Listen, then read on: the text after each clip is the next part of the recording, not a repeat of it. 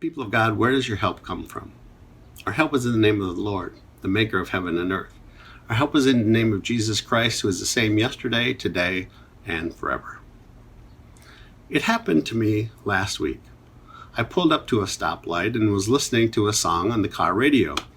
And a car pulled up next to me, and immediately I could feel my car start to vibrate and shake from the music that was coming from that car. What made it even worse was that I could no longer even hear my own radio because of what I will call the noise coming from the other car. Not long ago, my wife was calling me from another room in the house, and I was totally engrossed in the television show that I was watching.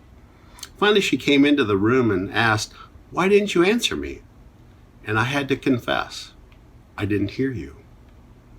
I know many people of all ages who sit around or walk around with earbuds, listening to their favorite music and their podcasts, and while they do, it's hard or nearly impossible to get their attention or to carry on a conversation with them. There are times in our lives when we have difficulty hearing God. We get so busy that we don't even have time to read the Bible. We're involved in sports or choir and forget to see that God is at work all around us. We get the news that we have a terminal illness, and we give up all hope. We lose our job because of our company that we work for goes bankrupt, and all we can think about is, where's God now? We see our children making terrible mistakes that will ruin their lives, we believe. We want to shake some sense into their heads. But maybe through all of these events, God is trying to get our attention somehow and to get us to start to listen. Listen to Him. Now, what's the point of all of this? Lent. Lent is a time for us to pause from our normal routines and reflect on the love that Christ has for us. Lent is a time to remember that God has all things under control, no matter how it seems to us. Lent is a time for us to listen to God.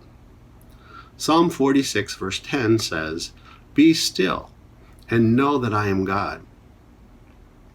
It is Holy Week, the week when we walk with Jesus on His way to the cross.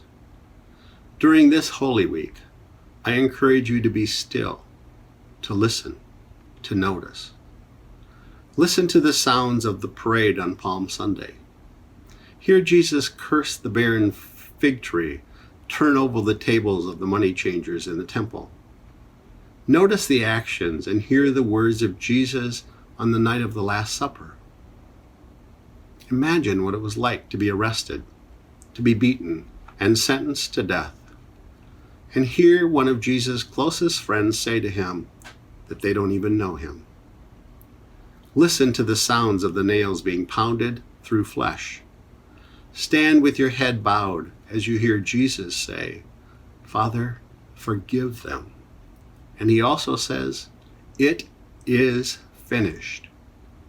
And finally, be still and stand in awe at the sight of an empty tomb. Instead of yelling to God, "I can't hear you," while we go about our daily lives, let's take time this week to be still and to know that God is in control, that He loves us more than we can imagine, and He speaks to us in so many different ways. Now may the peace of Christ go with you wherever you may be. May He guide you through the wilderness. May He protect you through the storm.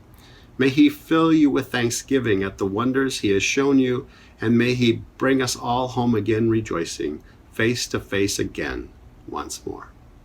God bless you.